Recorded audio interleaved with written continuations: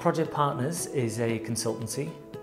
We're a service-based organisation and we focus primarily on helping organisations set up their project. When I say project, it's typically commercial interiors, so offices, restaurants, retail stores.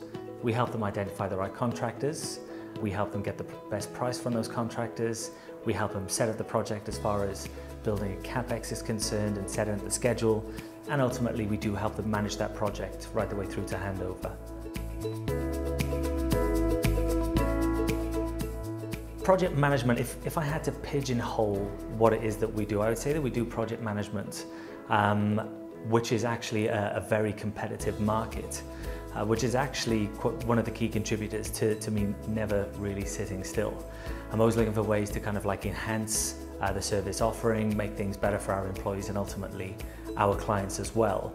And to date, I think for as long as we keep moving and as long as we keep evolving, we are still managing to stay one step ahead of the game. And we are a real pain in the butt for a lot of the big players out there. You know, because we've shaken up the industry to a degree, and you know we're very, very competitively priced, and the service that we offer is as good, if not slightly better, depending on who you know which clients you speak to. If you're working in an industry that constantly evolves, I think as a business you need to constantly evolve as well. Things change, the market changes, you know, also as well as that the conditions change, how people make decisions change as well. So you need to constantly, or I believe that you need to constantly keep an eye on what is actually happening, what are the trends and what's changing. Sometimes you're able to anticipate the change and plan for it. Sometimes you need to see the change and then rapidly adjust. Trying to stay ahead of the game would normally be the difference between sometimes winning a project and not winning a project.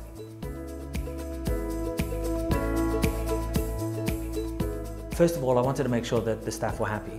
So I wanted to get their feedback on the product. Do they believe in the product? And in their opinion, what can we do different? I wanted to understand the business. Do they enjoy working for the business? What would they like to see and do different? And then I went on to the clients and I asked our past clients that we had won, and I'd asked the past clients that we had lost, and I asked our current clients as well. I was trying to build a picture of not just what we're doing right and not necessarily highlighting what are we doing wrong. It was more, what do you want from this service that we can try to introduce or add either now or in the future? And those insights, if you take the time out to listen to your staff and also to the clients, you learn a hell of a lot. And also, as well as that, it gives you extremely valuable insight into how the client actually thinks. The issue that a lot of companies have here is that they sell a product or a service that they think the client wants without actually asking what they want.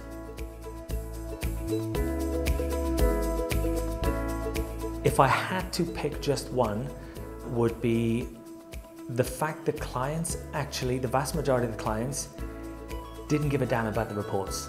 A lot of the people that you're dealing with, they don't have the time to go through all the reports. A lot of them were actually low detail by nature.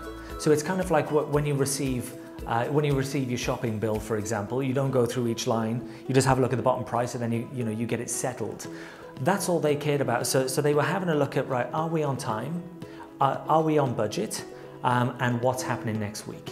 Which typically you can do through photos, voice notes on WhatsApp, and also a video of site as well. They don't even need to be there. Making that switch from traditional old school text heavy documentation to 21st century photos, videos, and just good old telephone conversations made a huge difference. And I tell you what else changed from that, now that we're talking about it, was by not having these heavy reporting, time-consuming reporting from a resource standpoint, it actually freed up our staff's time, which meant that rather than the PM being assigned to a project for 20 hours a week, 5 hours of which was compiling information for reports and sending them out, we're now only charging the client for the 15 hours that they actually needed. So from an efficiency standpoint, we're making better use of our team members, and the client's getting still the same product, still the same detail that they wanted and the same information, but for a lot less money. I went and sat with an IT/app development company.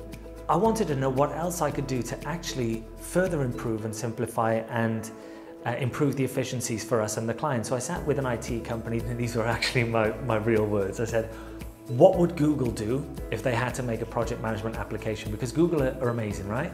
So they'll take the most complex way of doing something, the traditional sense, and then they make it tremendously easy, extremely user-friendly, and ultimately something that eventually everybody uses. And that's kind of like what we're working on now. That was one of my 2018 goals, was at the start of the year, sit down and say, hey, listen, this is what we did. This is where we want to be. Can you get us there? So hopefully by the time we get to the end of 2018, all of our project managers, clients, contractors on site will all be using a Project Partners application.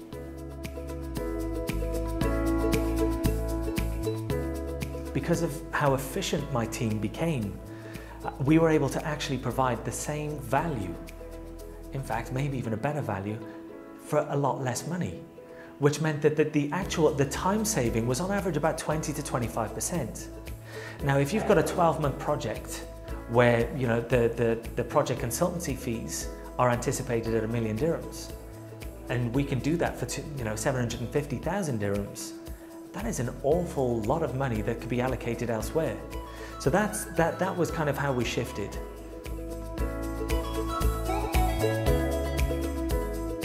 People just really appreciate the very light, informative approach that we've taken. As long as they get everything they need from it and the project is delivered on time, why wouldn't you?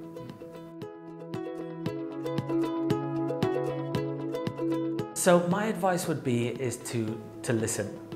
Listen to your previous clients, ones you've executed for or delivered something for, and just ask them, what did you like?